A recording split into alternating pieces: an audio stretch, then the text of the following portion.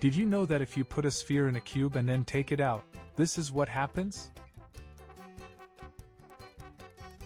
So let's do it in a minute.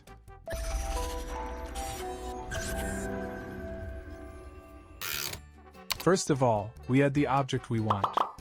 I'm going to add a cube. Then I add a sphere.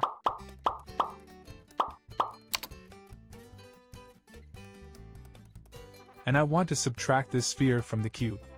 So, I put the sphere in the desired place with the desired size. Cool. Then I choose the cube and enter the modifier. Then select the Boolean.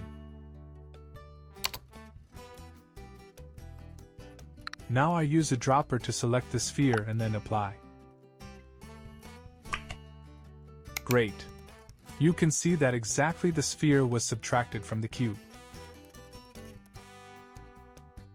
Now, what if we want to do this on sphere? Let's do it.